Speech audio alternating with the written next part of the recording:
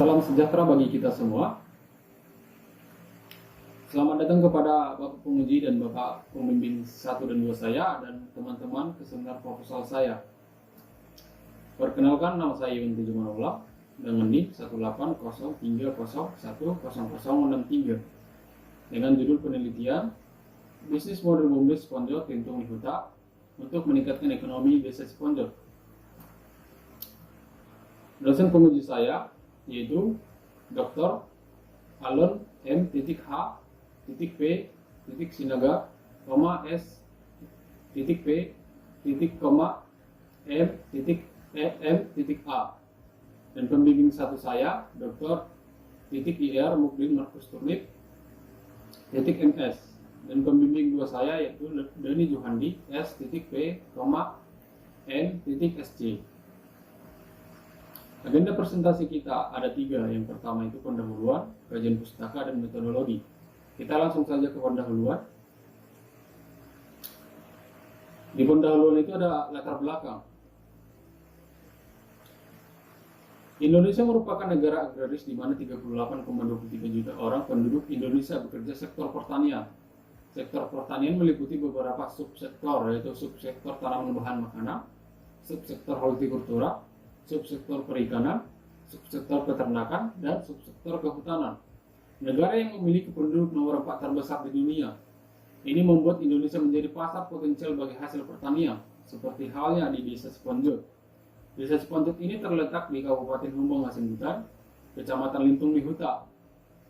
Penduduk Desa Siponjot ini sebanyak 527 kakak dan memiliki 3 dusun serta luas lahan sebesar 632,88 hektar. Mayoritas penduduk Desa Siponjot adalah petani dengan komoditi utamanya adalah kopi. Kopi ini adalah turun-temurun dari nenek moyang yang ada di Desa Siponjot, dan Desa Siponjot ini mampu memproduksi kopi sebanyak 1 ton per bulannya, dan jika dipanen raya mampu mencapai 3 ton per bulannya.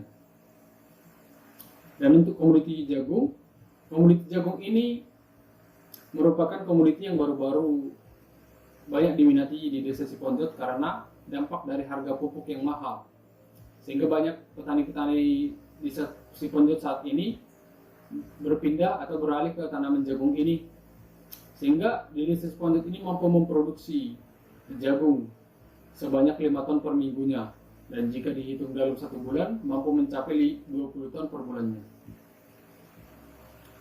Pemasaran hasil pertanian Desa Siponjot sangat tergantung kepada pedagang pengumpul tingkat desa, baik untuk komoditi kopi maupun jagung.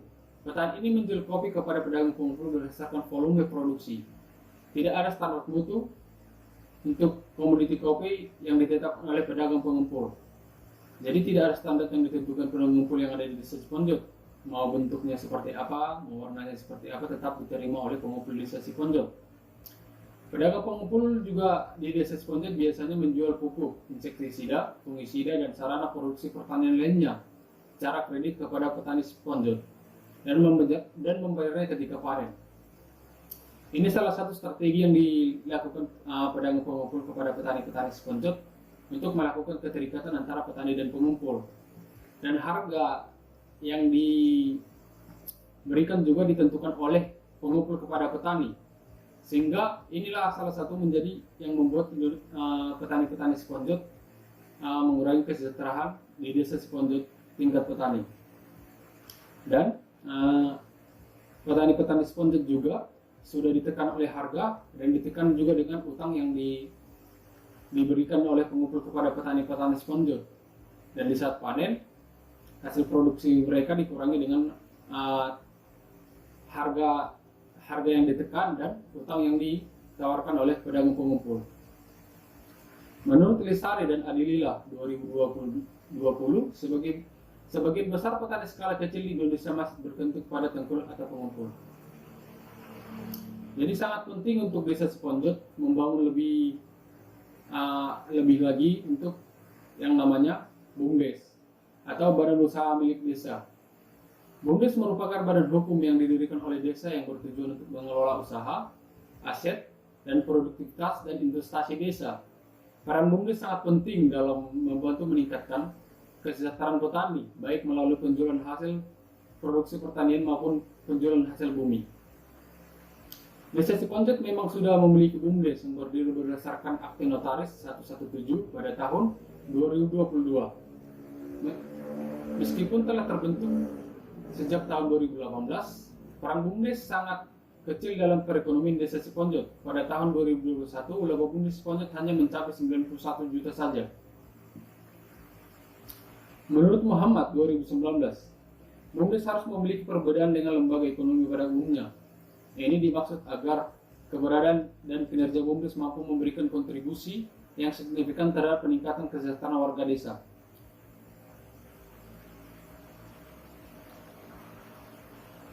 Berdasarkan uraian di atas, maka beberapa permasalahan yang terdapat yakni mengapa peran BUMDes masih kecil terhadap perekonomian masyarakat Desa Ciponjot, bagaimana model bisnis BUMDes yang harus dikembangkan sehingga dapat meningkatkan kesejahteraan masyarakat Desa Ciponjot, bagaimana manajemen BUMDes yang akuntabel, manajemen yang harus diterapkan sehingga dapat menarik partisipasi masyarakat Desa Ciponjot.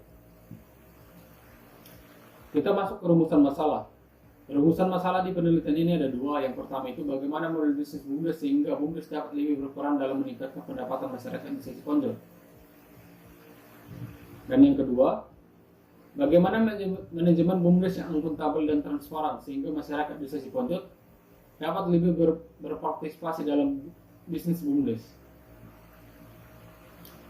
Tujuan tugas akhir di penelitian ini yaitu meningkatkan peran BUMDes Ciponjot dalam perekonomian masyarakat Desa Ciponjot dengan cara merancang model bisnis dan meningkatkan manajemen BUMDes.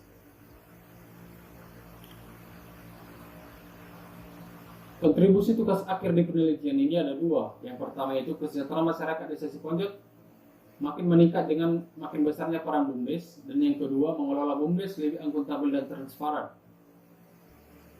Kita masuk ke tinjauan pustaka atau bab 2.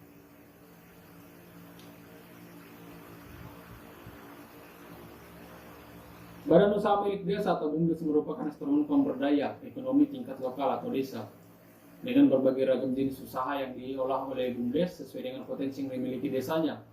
Namun seringkali di desa-desa BUMDes tidak berfungsi dengan baik, sehingga dibutuhkan pengembangan potensi yang dimiliki desa. BUMDes adalah lembaga sosial yang berpihak kepada kepentingan masyarakat desa. Di samping itu, BUMDes juga sebagai lembaga komersial di mana BUMDes bertujuan untuk mencari keuntungan melalui penjualan barang ke masyarakat, penjualan produksi hasil pertanian desa, dan jenis jasa yang diperuntukkan kepada masyarakat. Menurut Suhartono, BUMDes sebagai tempat untuk menampung keseluruhan kegiatan terkait bidang ekonomi ataupun pelayanan umum yang dikelola oleh desa dan mengelola potensi desa sesuai dengan tujuan desa. Dan menurut peneliti lain, yaitu Anawiwah 2018, pengembangan potensi ini memiliki tujuan untuk meningkatkan kesejahteraan ekonomi warga desa melalui pengembangan usaha ekonomi dan membawa dampak terhadap peningkatan sumber pendapatan asli desa. Kita masuk ke bisnis model BUMDes. Dalam rangka mengakomodasikan potensi desa dan tujuan BUMDes yang akan meningkatkan kesejahteraan warga desa, maka dibutuhkan suatu model bisnis yang tepat bagi BUMDes. Model bisnis yang perlu dikembangkan secara terus-menerus dan beradaptasi terhadap perubahan lingkungan. Model bisnis berperan dalam menyederhanakan realitas bisnis yang berkompleks menjadi elemen-elemen pokok yang mudah dibuat. Secara umumnya, model bisnis adalah gambaran hubungan antara keunggulan dan sumber daya yang dimiliki oleh perusahaan, serta kegiatan yang dilakukan untuk mengakuisisi dan menciptakan nilai yang membuat perusahaan mampu menghasilkan laba. Menurut peneliti atau PP Manajemen 2012, dengan model bisnis yang tepat, maka banyak faktor pendukung yang dapat diakomodir ke dalam bisnis BUMDes sehingga perkembangan BUMDes dapat lebih cepat. Untuk menentukan model bisnis BUMDes, maka alat bantu model bisnis Canva dapat digunakan.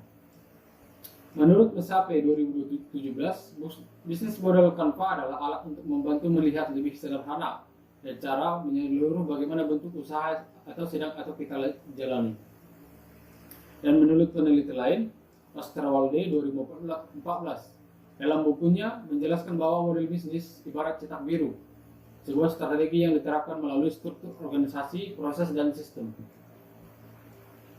Di sini saya akan menjelaskan 9 elemen bisnis model Canva.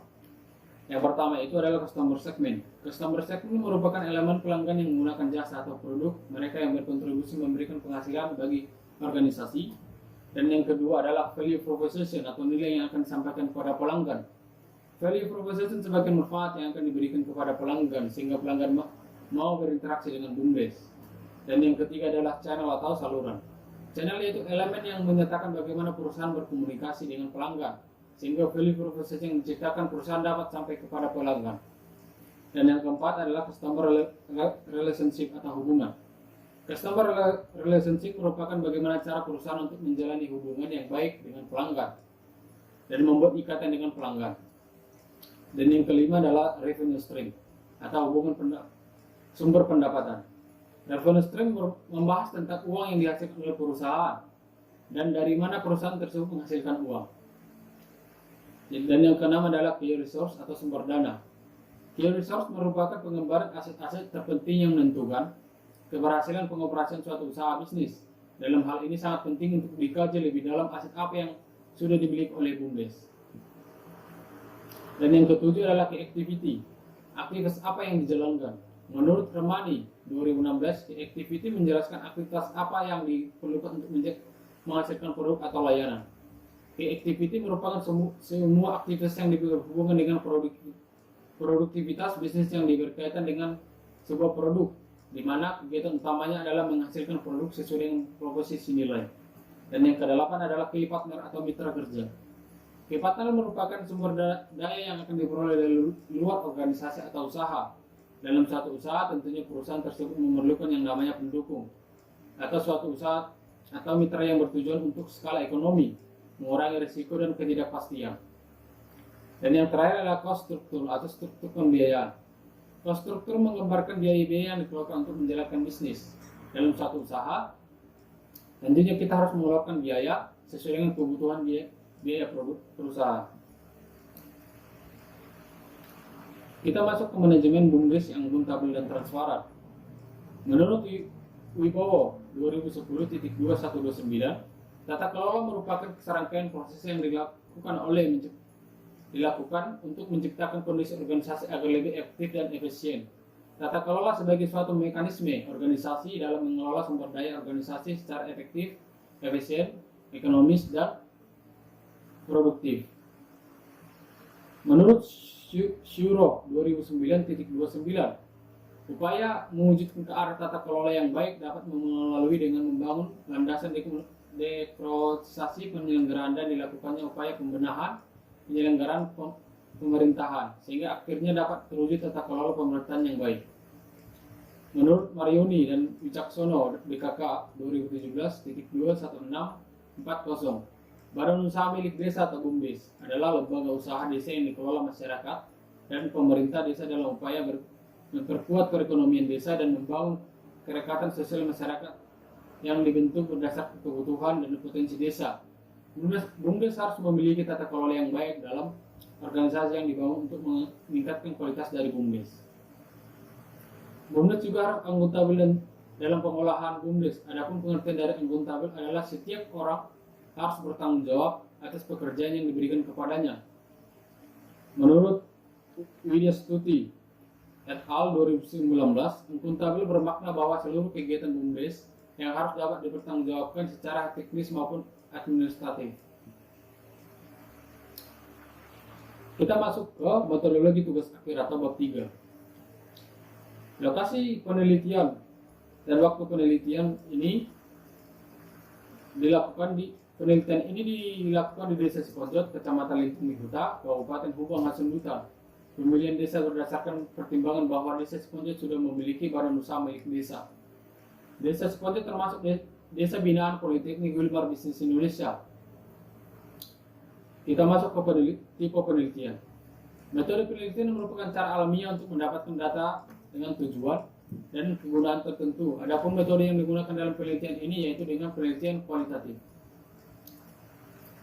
Menurut Sergiono 2016.9, metode penelitian kualitatif adalah metode penelitian yang digunakan untuk meneliti pada kondisi objek yang alamiah di mana peneliti adalah sebagai instrumen kunci. Menurut peneliti lain, Hermawan 2018, penelitian kualitatif adalah metode penelitian yang digunakan untuk meneliti objek yang alamiah, di mana peneliti sendiri merupakan instrumen kunci dalam penelitian.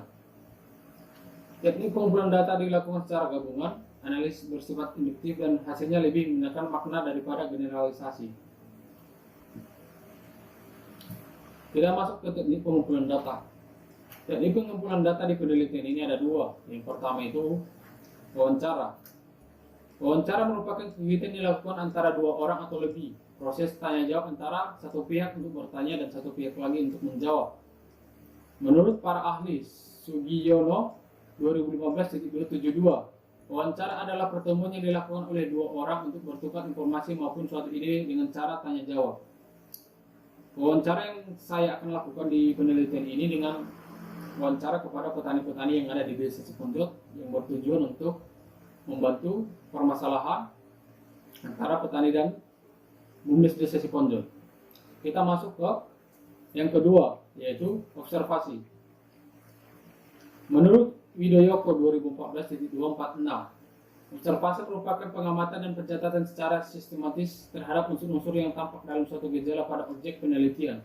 Dan menurut peneliti lain, Rianto 2010-296, observasi merupakan metode pengumpulan data yang menggunakan pengamatan secara langsung maupun tidak langsung.